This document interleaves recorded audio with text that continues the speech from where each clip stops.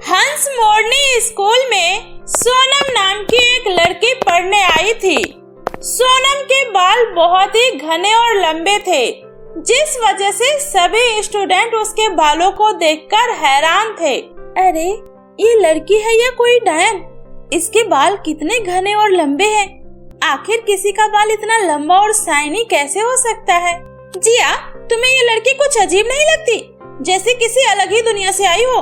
कल मैं इसके पास बैठी थी, मुझे इसके शरीर से इतनी गंदी बदबू आ रही थी जैसे मेरा दम ही निकल जाता। और तो मैंने कल इसे जंगल की तरफ जाते हुए भी देखा था।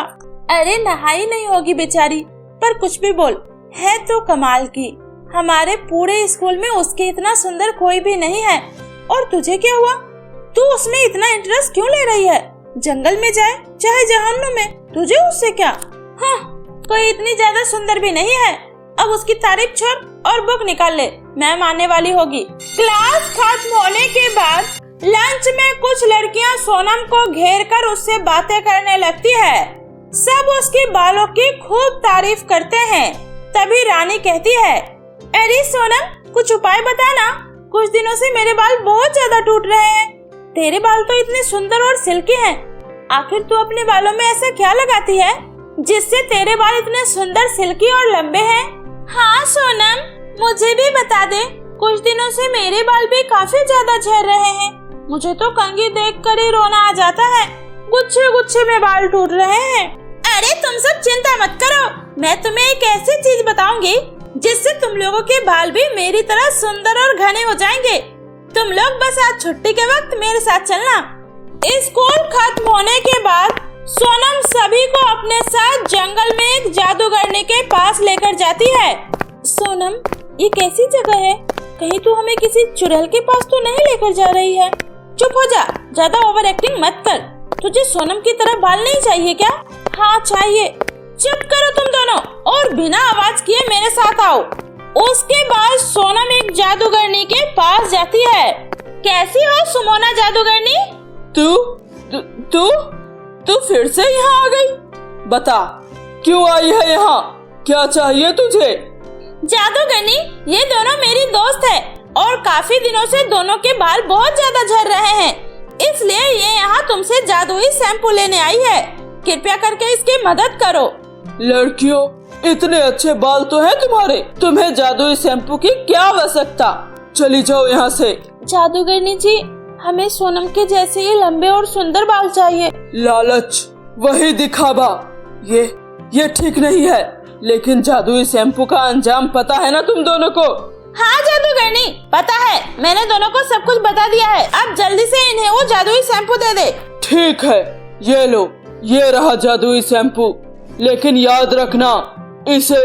जादूगरनी जी, माफ करना, हमें देर हो रही है, हम जा रहे हैं। मैं इन्हें शैम्पू के बारे में सब कुछ बता दूंगी। चलो सोनम और शिखा। उसके बाद वे दोनों बिना जादूगरनी की पूरी बात सुने वहाँ से चली जाती है। सोनम, वो जादूगरनी क्या कहना चाह रही थी? अरे कुछ नहीं, वो बस ये कह रही थी कि इस शैम्पू के बारे में किसी से कुछ भी मत कहना। अगर तुमने इस बारे में किसी से कुछ भी बताया तो फिर तुम दोनों की मृत्यु हो जाएगी, क्योंकि ये शैम्पू श्रापित है। सोनम, कहीं हम ये शैम्पू लगाकर किसी मुसीबत में तो नहीं फंस जाएंगे? अरे नहीं, डरो मत, मैं हूँ ना, घबराओ नहीं। लेकिन याद रखना, चाहे कुछ भी हो जाए, ये राज किसी को पता नहीं चलना चाहिए, वरना दोनों के दोनों भगवान को प्यारे हो जाओगे। ठीक है, अब जाओ। सोनम, तुम हमारे साथ घर नहीं चलोगी? अरे तुम लोग जाओ, मुझे जादूगरनी जी से कुछ पर्सनल काम है, मैं वो करके आती हूँ। उसके बाद रानी और शिखा शैम्पू लेकर अपने अपने घर चली जाती है। अगली सुबह जैसे ही दोनों उस शैम्पू को अपने सर में लगाती है, उसके सारे बाल अचानक से गायब हो जाते हैं और वो दोनों के दोनों गंजी हो जाती है। नहीं, अरे ये क्या हो गया? लगता है इस शैम्पू से उल्टा रिएक्शन हो गया। हम मेरे सारे सुंदर बाल झड़ गए। हे भगवान, हम मैं क्या करूं? मेरे बाल। तभी रानी के पास शिखा का फोन आता है। क्या तेरे भी सारे बाल झड़ गए? हे भगवान, लगता है उस जादूगरनी ने हमें गलत शैम्पू दे दिया। अब हम क्या करें? लेकिन अगर हमने किसी को उस शैम्पू के बारे में बताया तो हमारी जान चली जाएगी। शिखा, अब हमारा क्या होगा? अब हम क्या करेंगे? रानी, सबसे पहले स्कूल चलते हैं और सोनम से इस बारे में बात करते हैं। हाँ, तो शायद सही कह रही है। उसके बाद दोनों स्कूल जाती है। रास्ते में उन दोनों को देखकर लोग उस पर खूब हंसते हैं। स्कूल पहुंचने के बाद टीना कहती है, अरे रानी और शिखा, ये क्या, तुम दोनों पागल हो गई हो क्या? तुमने अपने सारे बाल क्यों कटवा लिए? ये हम दोनों का नया हेयर स्टाइल है। नया हेयर स्टाइल? अरे इसे हेयर स्टाइल नहीं, इसे टकलापन कहते हैं, टकलापन। इस तरह क्लास के सभी बच्चे उन दोनों का बहुत मजाक उड़ाते हैं। थोड़ी देर में सोनम भी क्लास में आ जाती है। अरे तुम दोनों ने अपने बाल क्यों कटवा लिए? कितनी गंदी लग रही हो। मैं तो तुम दोनों के लिए हेयर क्लिप लेकर आई थी, लेकिन अब तो तुम्हारे सुंदर बाल ही नहीं रहे, तो ये हेयर क्लिप कहाँ लगाओगे? अपने टकले में? सोनम, ये सब तुम्हारी वजह से हुआ है। आखिर तुमने हमारे साथ ऐसा क्यों किया? लगता है तुम दोनों को अपनी जान प्यारी नहीं है। अगर जिंदा रहना चाहती हो तो अपना मुंह बंद रखो। मैंने कहा ना, अगर तुमने इस बारे में किसी को बताया तो तुम्हारा अंत हो जाएगा, इसलिए चुप रहो। अरे सोनम, तुम इस टकली से क्या बोल रही हो? अरे कुछ नहीं, मैं तो बस इन्हें बाल लंबे करने के उपाय बता रही हूँ। आखिर ये गंजी हो गई है ना। सोनम, ये तुमने अच्छा नहीं किया। मैं तुम्हें नहीं छोड़ूंगी। स्कूल की छुट्टी होने के बाद रानी और शिखा दोनों सोनम का पीछा करते हैं। मुझे ऐसे क्यों लग रहा है कोई मेरा पीछा कर रहा है? कौन है? कौन है यहाँ? ओह, तो ये बिल्ली रानी है। बिल्ली रानी, अब तुम्हें मुझसे कोई नहीं बचा सकता।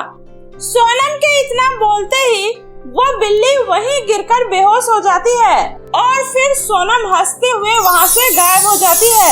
रानी, ये सोनम इंसान नहीं है, ये तो कुछ और ही है। हे भगवान, अब हमारा क्या होगा? शिखा, हमें किसी तरह से उस जादूगरनी को ढूंढना होगा। अब वही हमें कोई रास्ता दिखा सकती है। उसके बाद दोनों जंगल में जादूगरनी को ढूंढने लगते हैं। काफी ज्यादा भटकने के बाद उन्हें वो जादूगरनी मिल जाती है। दोनों जादूगरनी से मिलकर उन्हें सारी बातें बताती है। मैं तुम दोनों को पहले ही आगाह करने वाली थी, लेकिन तुम दोनों ने मेरी बात नहीं सुनी। सोनम स्कूल स्टूडेंट नहीं बल्कि एक डायन है और उसकी सारी शक्ति उसके बालों से बढ़ती है, इसलिए उसने तुम दोनों के बाल ले लिए। जादूगरनी जी, प्लीज हमें उस डायन से छुटकारा दिलाइए और हमें हमारे बाल वापस दीजिए। हम ऐसे बिना बाल के नहीं जी सकते जादूगरनी जी। बेटा, ये मैं नहीं कर सकती, क्योंकि मैं एक मामूली सी जादूगरनी हूँ।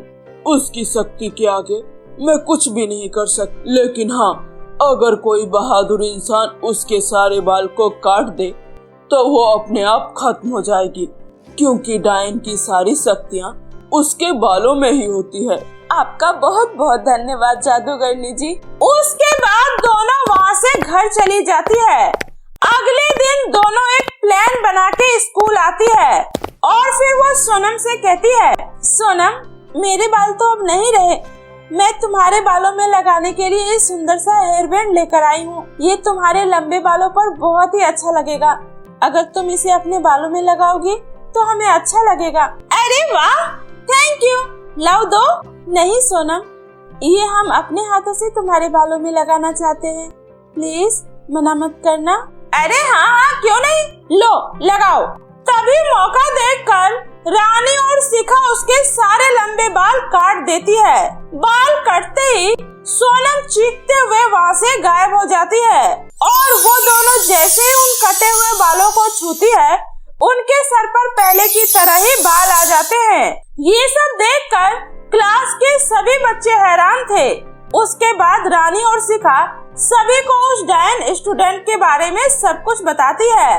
सब कुछ सुनने के बाद सभी रानी और शिखा की बहादुरी की खूब तारीफ करते हैं। तो दोस्तों, कैसी लगी आपको मेरी ये जादुई कहानी? मुझे कमेंट करके जरूर बताएं।